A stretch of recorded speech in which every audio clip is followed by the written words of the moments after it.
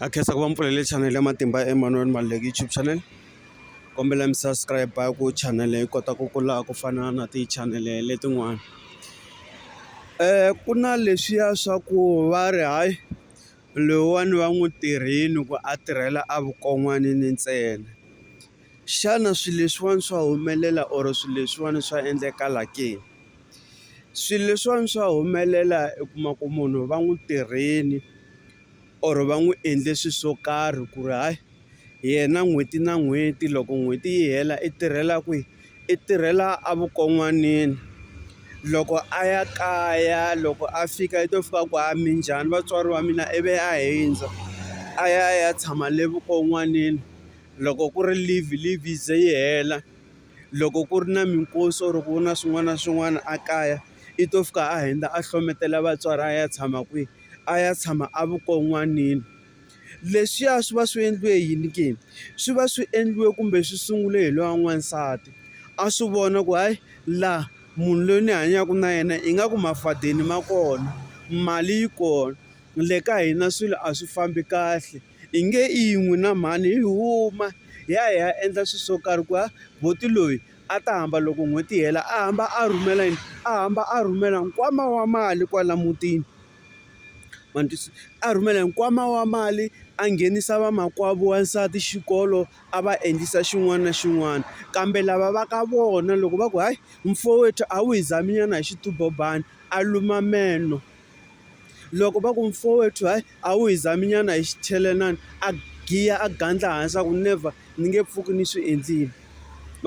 Leswiya vanhu vo tala va swi endlela va swi endlela mona ende swi endliwa ngopfu hi vasesi lava mi kuma ku evuton'wini bya yena loko u n'wi languta ku munhu loyiwani i kuma ku i hava timfanelo to karhi leti vavasati van'wani va nga na tona.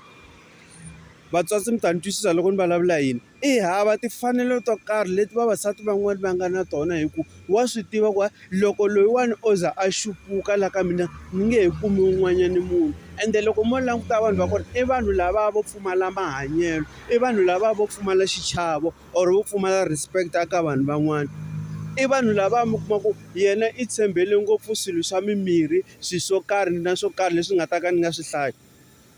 Se va endla vana va vanhu va va endla ingaku yini? Va va endla ku va va tirhela. A tirhela ku aka vona. Ivi mundzuku ka siku a jika ku hayi phela mina n'wana wa n'wina hi yena a yisaka mali le ka hina a hi mina ni nge a tisi mali.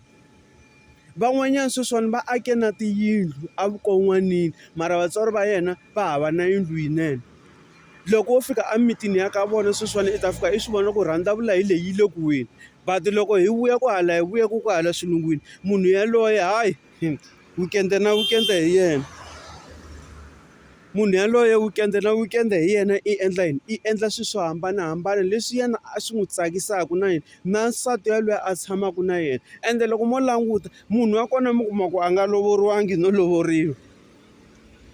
Hikuva a ni loko i zama ku vulavula hi ku a hi fambi hi ya endla yini le ka hina kumbe a hi fambi hi ya tshama le ka hina, i ta ku byela ku rhanga i ni lovola ku sungula. I ta ku lovola njhani munhu khe swi tiva ku loko n'hweti yi hela wena i teka mali yisa le ka vona.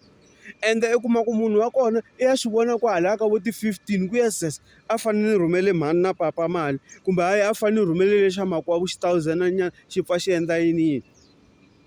Mara loko n'hweti kwalaho ka vo ti-1 i ta tsala hansi a ku hayi n'hweti leyi ni fanele ni rhumela mhani yini, n'hweti leyi ni fanele ni xavela papa yini, n'hweti leyi ni fanele ni xavela sesi yini. A swi hlaya hinkwaswo hi ku landzelelana ka swona. Kambe loko n'hweti yi hela nkarhi wu fika swilo sweswo a nga ha swi endli.